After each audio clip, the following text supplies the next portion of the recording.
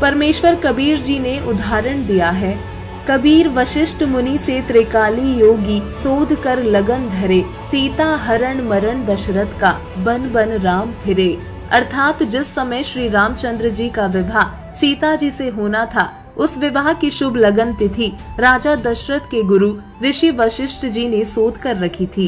कहा था कि बच्चे सदा सुखी जीवन जिएंगे, लेकिन विवाह के तुरंत बाद कैसी दुर्गति परिवार की तथा दोनों पति पत्नी यानी श्री रामचंद्र जी व सीता जी की हुई। श्री रामचंद्र जी को 14 वर्ष का वनवास मिला। उस दुख में राजा दशरथ चौबारे पर चढ़कर श्री रामचंद्र यानी अपने प्रिय पुत्र को वन में जाते देख रहे थे।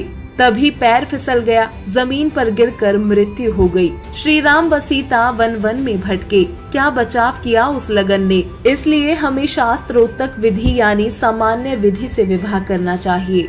वहीं संत रामपाल जी महाराज विवाह कर्म पर प्रकाश डालते हुए बताते हैं कि मेरे अनुयायी शास्त्रों के अनुसार विवाह करते हैं, जिसमें मेरे भक्त परिवार अपने बेटा बेटी का रिश्ता देखते हैं, दोनों पक्ष सहमत हो जाते हैं। उसके पश्चात दोनों पक्ष निकट के आश्रम में जानकारी देते हैं, विवाह की तिथि पता करते हैं। उनको गुरुजी द्वारा तिथि निर्धारित की जाती है।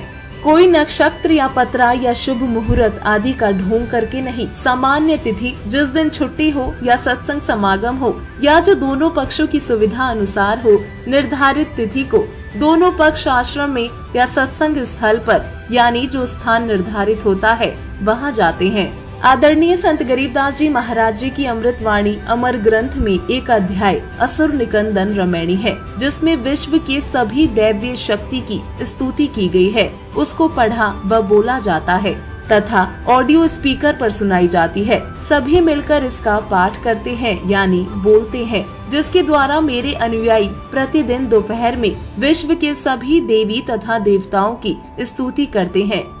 ये संपूर्ण पाठ 17 मिनट में पूरा हो जाता है। अर्थात इस तरह के विवाह में केवल 17 मिनट लगते हैं और विवाह संपन्न हो जाता है।